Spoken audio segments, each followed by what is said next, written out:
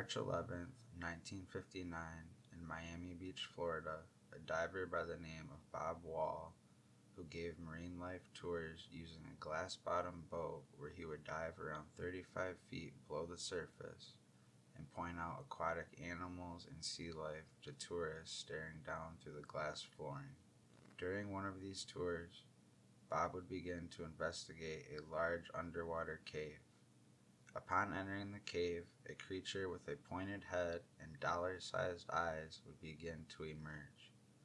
This creature was 5.5 feet long with a cylindrical body and stood around 3 feet tall on 8 hairy legs, described as resembling that of a giant oversized scorpion. The animal began to move towards Bob and he would quickly swim away.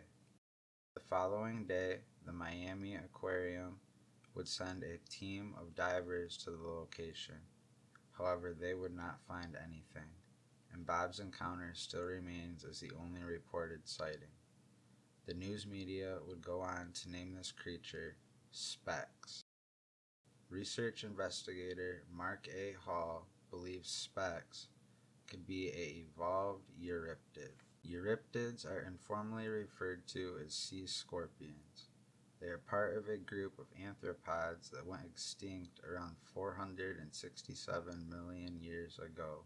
Fellow researcher Carl Schucker would disagree, noting that the description of Specs is not very reminiscent of a Euryptid, as they had flattened bodies and round hands. Carl argues that the simplest explanation is Specs being an oversized American spiny lobster.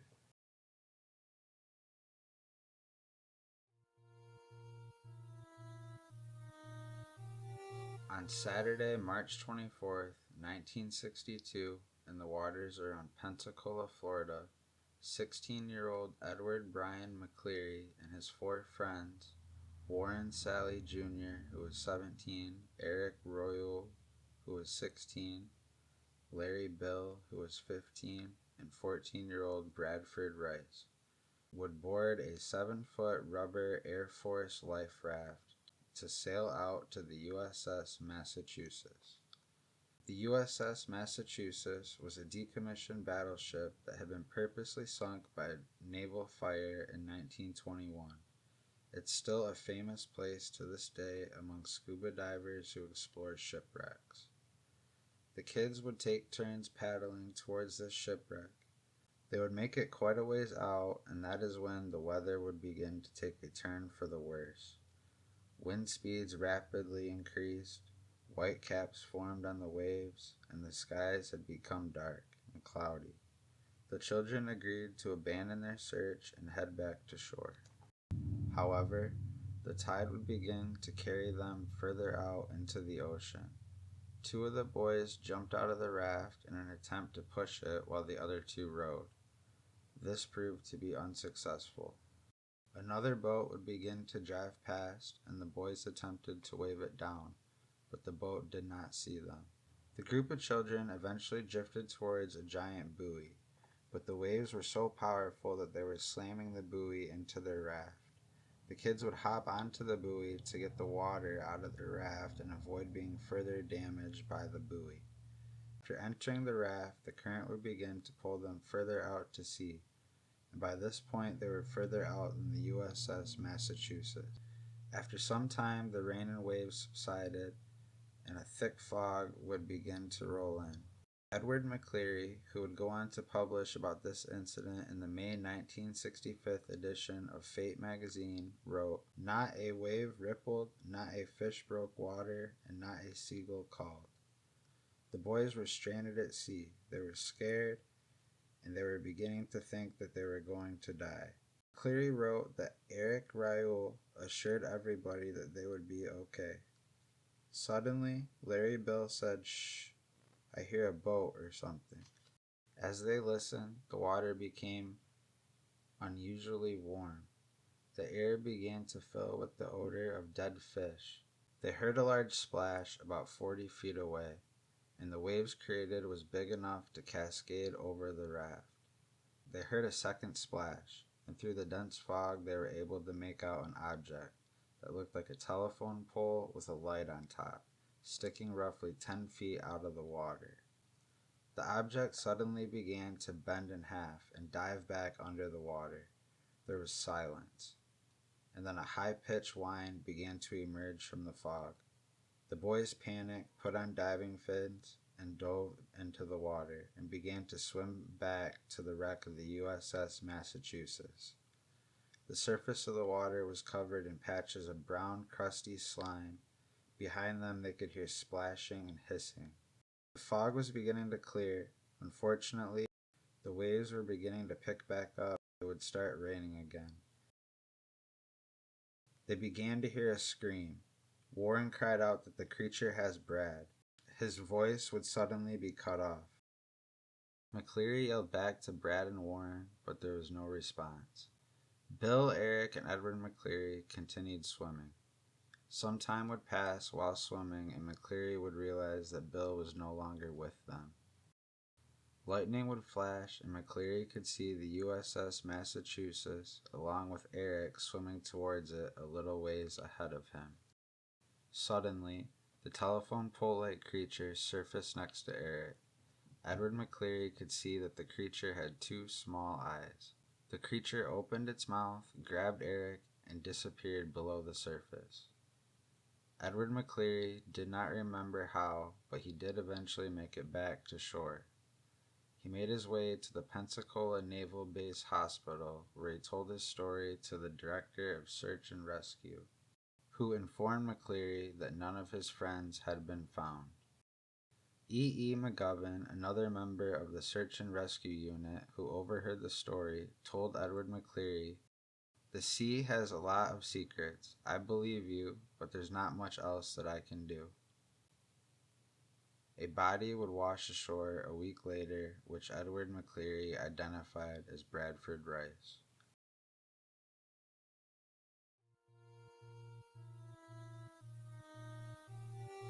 In July of 1965, engineers Marvin McCandless and Bill Rainey would pilot a deep-sea submersible submarine that they designed and referred to as Alvin into the Bahamas and an area known as Tongue of the Ocean, a vast, deep stretch of water separating the islands of Andros and New Providence. During one of these test dives, they would spot a creature unlike anything they had seen before. McCandless was quoted as saying, "This was a living creature, and I seen 40 to 50 foot of it." McCandless would give his first-hand encounter to researcher Charles Berlitz, who published it to his book Without a Trace in 1977. An excerpt from Without a Trace reads, "We were down about 5,000 feet, and then I went down into a crevasse about 300 feet deeper under a slight outcrop. We went deeper because the cable we were following spanned the crevasse. It was right there that I spotted it. The first thing that I noticed was the movement. I thought we were moving along the cable and checked for drift, but found the sub was stationary, and that it was the object that was moving. It then occurred to me that perhaps it was a utility pole, especially because of its thick shape. I swung the sub in an arc to get a better view along the cable or pole or whatever it was. When I was astonished to see a thick body with flippers, a long neck, a snake-like head with two eyes looking right at us. It looked like a big lizard with flippers. It had two sets of them. Then it swam upwards with its back turned before we could get the camera's angle. They were set up to photograph 15 to 20 feet in front of the submarine, and the thing had already swam out of the camera angle but was still around. I didn't like the way things were happening, so I came up. I couldn't believe what I was seeing, but I didn't want to hang around."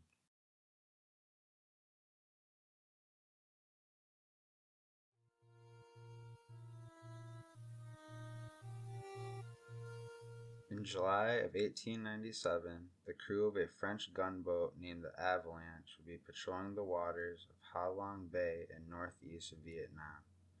This is when they encountered two animals of, to quote, "weird shape and description," swimming alongside their gunboat a good distance away. The lieutenant on the boat, who went by the name of Lieutenant LeGressel, along with the rest of his crew, estimated that the two creatures were each 60 to 65 feet in length and 8 to 10 feet in diameter. They described the creatures as having multiple fins along their side and a dark gray colored skin. The crew had a brief look at the creature's head and described it as being smaller than expected. These creatures were said to have been moving through the water like giant snakes, but in a lateral motion. The creatures were around 300 yards out when one unarmed crewman pulled out a revolver in an attempt to shoot the creature. He missed. The sound of the shot caused the creatures to dive back down below the surface. 7 months later, the Avalanche would encounter the creatures again. On February 15, 1898, Lieutenant LeGressel and the crew of the Avalanche were patrolling around a group of islands known as the Fa Si Long Archipelago. The Avalanche was also now loaded with a large revolving gun mounted to the ship. The crew spotted the two creatures at an unspecified distance. The boat gave chase and pursued the creatures. Upon getting closer, the animals split off, so they were now on both sides of the boat. The crew of the Avalanche chased the creatures through open water with speeds upwards of 13 miles per hour. They eventually approached a more shallow area, and the crew would attempt to ram the ship into the creatures. However, the creatures proved to be much faster and agile than Lieutenant LeGressel anticipated. The crew were able to shoot at the creatures multiple times, but they were unsuccessful in landing any shots. The lieutenant did note that whenever a shot would land in close proximity, it would cause the creatures to exhale loudly, release a jet of water vapor, much like a whale would, but coming out of the creature's mouth as opposed to a blowhole. Then the creatures would dive back under the surface. The crew were still able to track the creatures' movements, noting that the creatures appeared to be exhaling while underwater as large air bubbles were rising to the surface, trailing behind the creatures.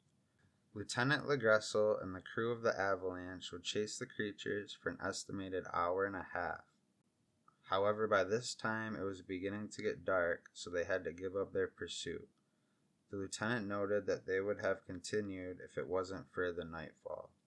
A little under 2 weeks later, on February 28, 1898, Lieutenant LeGressel and the crew of the Avalanche would have one final encounter with these two sea creatures. The crew returned to the island waters of Fa Si Long to search for the creature, and it didn't take long before the crew began to spot the distinct bubbles coming up out of the water that they have come to be familiar with. The Avalanche readied its guns and began to give chase. The creatures began to flee with tremendous speed, diving below and above the water. During this encounter, Lieutenant LeGressel and the crew were able to get a more detailed view of the creatures.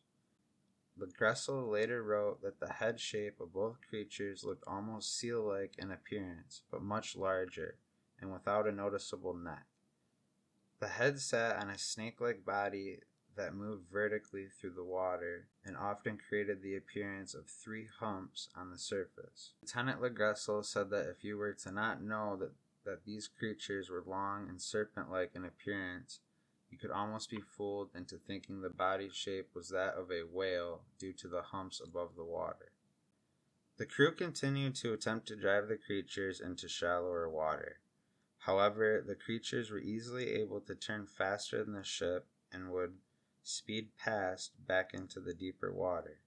During one of these passes, one of the creatures got so close to the ship that Lieutenant LeGressel was able to see saw-like hair or spines protruding out of the top of the creature's dark gray body. LeGressel was also able to more clearly see the fins that they reported in an earlier sighting, this time describing them as black fins similar to that of a whale, but situated both near the front of the creature and towards the rear, close to the tail. These descriptions resembled nothing like what the crew had seen before and did not look like any current known animal that resided in the area. Once the creatures were back out into the open water, it is reported that around 200 yards from the boat, one of the creatures would rise, shout out a loud exhale of water, and dive back under the surface. The second creature quickly followed, and with that, the creatures were gone.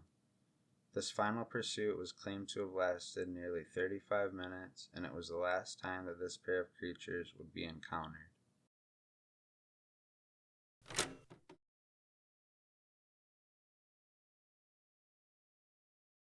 Daily Cryptid.